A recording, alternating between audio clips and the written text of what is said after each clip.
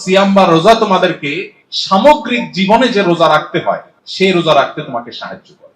কারণ রোজা যদি তাকে তার সামগ্রিক জীবনের সিদ্ধান্তকে নিয়ন্ত্রণ করতে শিখায়, ইফতার এর ওয়াক্ত হওয়ার আগ পর্যন্ত যেরকম সংযমী থাকেন তিনি, আমার সামনে ঘুষ নেওয়ার সুযোগ আছে, এদিকে আমার টাকার দরকারও আছে, কিন্তু আল্লাহর অনুমোদন নাই, আমি বিরত থাকলাম, এই বার্তা যদি নিতে পারি, এই এক্সারসাইজ যদি আমি আনতে পারি নিজেকে, তাহলে সে হলো সফল রোজাদার, সে হলো সার্থক সিয়াম পালনকারী। আর যার সিয়াম তার সামগ্রিক জীবনে কোনো পরিবর্তন আনলো না, তার জীবনে কোনো সিদ্ধান্তের মধ্যে কোনো হেরফের হলো না, সে শুধু সাহারি খেলো আর ইফতার করলো, তারাবি পড়লো আর রোজা রাখলো, কোরআন এবং হাদিস বলছে এই সিয়াম সেই সিয়াম নয় যে সিয়াম আপনাকে জান্নাত পর্যন্ত নিয়ে যাবে, যেটা আপনার জীবনকে, আমাদের জীবনকে সার্থক করবে। রব্বে করিম আমাদেরকে সিয়ামের সে মর্মকে অক্ষরে অক্ষরে উপলব্ধি করে শুধু এই 12 বা 14 ঘন্টার রোজা নয়, সামগ্রিক জীবনটাকে আল্লাহ তাআলা রোজায় পরিণত করার তৌফিক দান করুন। মোহতারাম হাজরিন, বিষয়টিকে সহজে বোঝার জন্য ভারতীয় উপমহাদেশের অন্যতম একজন বড় মনীষী ছিলেন সৈয়দ আবুল হাসান আলী আন-নাদবী রাহিমাহুল্লাহ। তিনি অত্যন্ত চমৎকার একটি উপমা দিয়েছেন। তিনি বলেছেন, রমজানের রোজা এটা একটা রোজা, আমাদের জীবনে রোজার আরেকটা পার্ট আছে, আরেকটা অপশন আছে, আরেকটা রোজার আরেকটা ভার্সন আছে। কি সেটা? তিনি বলেছেন যে রমজানের রোজা 12 বা 14 বা 16 ঘন্টা ব্যাপী রোজা, আমাদের জীবনে আরেকটা রোজা আছে যে রোজাটা হলো সমগ্র জীবন ব্যাপী। রমজানের রোজা হয় সুবহে সাদিক হলে, ভোর শুরু হলে, জীবনের সেই রোজা শুরু হয় মানুষ প্রাপ্ত বয়স্ক হলে।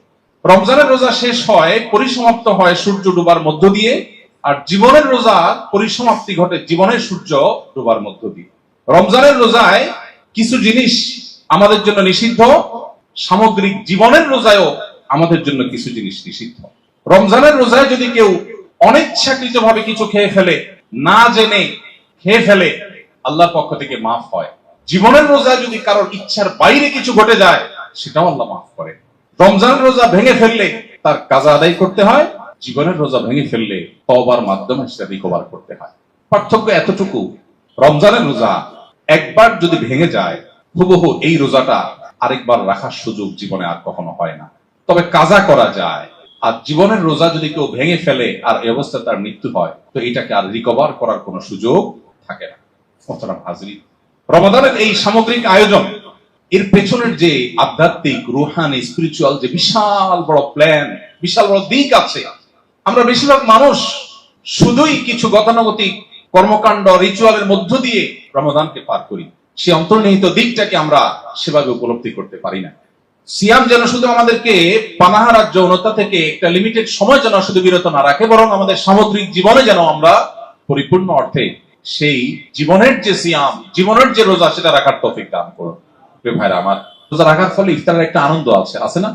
কি আনন্দ বলুন তো? ইফতারের যে আনন্দ, কিসের জন্য আনন্দ? কিছু খাবার সামনে আছে, আমরা খাবার খাবো, এই তো। তো সারা বছর আমরা খাবার খাই না। আরবিতে ইফতার, বাংলার অর্থ হলো কি? নাস্তা। সারা বছর আমরা কি করি? রাতভর না খেয়ে থেকে সকালে নাস্তা করি। আর রমজান মাসে রোজা রেখে আমরা কি করি? দিনভর না খেয়ে থেকে সন্ধ্যা নাস্তা করি। তাহলে জিনিস সেটাই যেটা 11 মাস করি, নামও সেটা, জিনিসও সেটা। কিন্তু আপনি কি লক্ষ্য করে দেখেছেন আপনার জীবনের কোন একটি নাস্তা রমজানের একটি ইফতারের আনন্দের ধারে কাছেও নাই? আমরা কি লক্ষ্য করেছি? নবীজি সাল্লাল্লাহু আলাইহি ওয়াসাল্লাম বলেছেন, লিসাইমি ফারহাতান, ফারহাতুন ইনদা ফিতরি ওয়া ফারহাতুন ইনদা লিকাই রাব্বিহ। রোজাদার ব্যক্তির জন্য আল্লাহর তরফ থেকে দুটি আনন্দের বরাদ্দ আছে। একটি আনন্দ নগদ, আরেকটা বাকি। নগদ আনন্দটা হলো বান্দা যখন ইফতার করে অথবা যখন ঈদ উদযাপন করে, সেটাও এক প্রকারের ইফতার। 30 দিনের রোজা ভঙ্গ হয় ঈদের মাধ্যমে। ইফতারের সময় যে আনন্দ, আল্লাহ বলছেন এটা আল্লাহর প্রদত্ত আনন্দ। পৃথিবীর অন্য কোন নাস্তা, যেখানে হয়তো 100 আইটেমের বুফে আপনি নাস্তা করতে পারেন, কিন্তু মাত্র একটু ছোলা মুড়ি, একটু খেজুর আর শরবত নিয়ে বসে ইফতার করার মুহূর্তের যে আনন্দ, আল্লাহর শপথ করে বলছি, এই আনন্দের সাথে এই আনন্দ আপনি তুলনা করলে আপনি কখনো মেলাতে পারবেন না যে এর সাথে এটা কোনোভাবে তুলনাযোগ্য। ঠিক না ঠিক? আমরা প্রতিদিন এই আনন্দটা উপভোগ করি না? এটা আল্লাহ প্রদত্ত আনন্দের আইটেম, উপকরণ এর চেয়ে বহুগুণ বেশি থাকার পরও আপনার আনন্দ এই লেভেলে পৌঁছাবে না ইফতার তাকে যে আনন্দটা দেয়। সারা জীবন না খেয়ে থাকা মানুষ খাবার দেখলে এত খুশি হয় কিনা জানি না। আমরা সামান্য একটু 12 ঘন্টা 14 ঘন্টা রোজা রাখার পর ইফতার নিয়ে বসে যখন অপেক্ষা করি, তখন যে আনন্দ হয়, এবং এই যে আমরা খাবারের চাহিদা আছে, খাবার আছে, খাচ্ছি না, বসে থাকছি, এই যে একটা টানাপোড়েন, এই যে একটা আত্মনিয়ন্ত্রণ, এই যে একটা সংযমের ট্রেনিং এবং প্রশিক্ষণ, এটার মধ্যে যে অবর্ণনীয় একটা প্রেম, একটা ভালোবাসা আল্লাহর সাথে, আল্লাহর নির্দেশকে সর্বোচ্চ সম্মান দেওয়ার, এর মধ্যে যে একটা উপভোগ্য দৃশ্যের অবতারণা মনোজগতে হয়, এটাকে পৃথিবীর কোনো কিছুর সাথে তুলনা করা যাবে না। সাইয়্যিদ আবুল হাসান নবী রাহমাতুল্লাহি আলাইহি রমজানের রোজা, এটা থেকে সামগ্রিক জীবনের রোজা তুলনা করতে গিয়ে তিনি আরেকটি উদাহরণ দিয়েছেন, অত্যন্ত চমৎকার। তিনি বলেছেন, আমাদের বাসা বাড়িতে যখন আমরা রোজা রাখি, রোজা রেখে আনন্দ পাই, তখন আমাদের বাচ্চারা উৎসাহিত হয়, আমিও রোজা রাখবো, ঠিক না বেঠিক? অন্য অনেক কাজ করতে না চাইলেও বাচ্চারা রোজাটা রাখতে চায়। দেখুন তো, রোজা রাখা মানে তো কষ্ট, কিন্তু বাচ্চা রাখতে চায়, কারণ সেও জানে যে আব্বু আম্মু ইফতারের সময়, দাদা দাদু, বড় ভাই বোন, আপু ভাইয়া, তারা ইফতারের সময় যে আনন্দটা পাচ্ছে, এই আনন্দটা আমারও দরকার। বাচ্চা রোজা রাখতে চায়। এখন কোন ফ্যামিলিতে ধরুন আপনার দুইটা ছেলে, একটা বড় একটা ছোট, রোজা রাখছে। রোজা রাখার পর 10টা 11টার দিকে, 12টার দিকে ক্ষুধার চাপ বেশি, জীবনের প্রথম রোজা, এর মধ্যে কোন একটা বাচ্চা হয়তো খুব বেশি অসংযমী, অসহনশীল, একটু ধৈর্য কম, সে বায়না ধরলো, না আমি রোজা কন্টিনিউ করবো না, আমার ক্ষুধা লাগছে, আমি আর পারতেছি না। বাবা মা হয়তো একটু বোঝানোর চেষ্টা করেন, বাবা রাখো, একটু কষ্ট করো, দেখে যে আউট অফ কন্ট্রোল, তারপর তো রোজা ফরজ না, তখন বলে ঠিক আছে, খাবে, তাকে খাবার দিয়ে দেয়। অপর ছেলেটা, তারও ক্ষুধা লাগছে, কষ্ট হচ্ছে, কিন্তু সে কষ্ট করে রোজাটাকে কন্টিনিউ করে সূর্য ডোবা পর্যন্ত।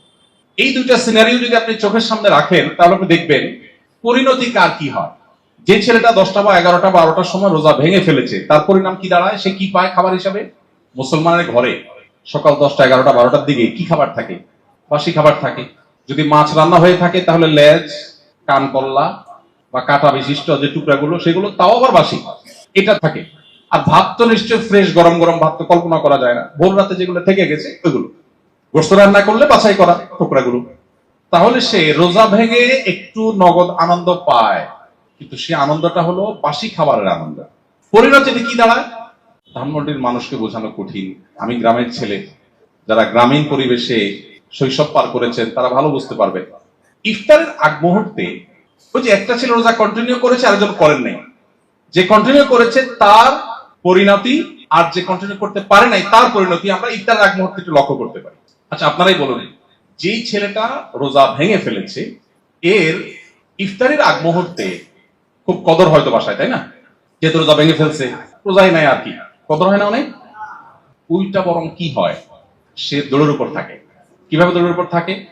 ধরুন ইফতার টেবিলে সাজানো হচ্ছে, তাকে বলা হয়, এই মোহাম্মদ কই আসোস, এই আব্দুল্লাহ কই আসোস, এদিকে ধরে পেঁয়াজগুলো টেবিল নিয়ে রাখ, এই এতক্ষণ লাগে রেখে আসতে, জলদি আয়, শরবত টানে রেখে আস।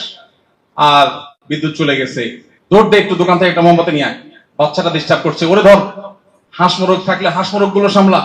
এদিকে মুখরোচক খাবারের কিন্তু প্রস্তুতি চলছে, আর তার চলছে দৌড়ের প্রস্তুতি, কারণ সে রোজা ভেঙে ফেলেছে। আর যে ছেলেটা রোজা কন্টিনিউ করেছে, তার কষ্ট হয়েছে ঠিক, কিন্তু ইফতারের আগ মুহূর্তে সুবহানাল্লাহ,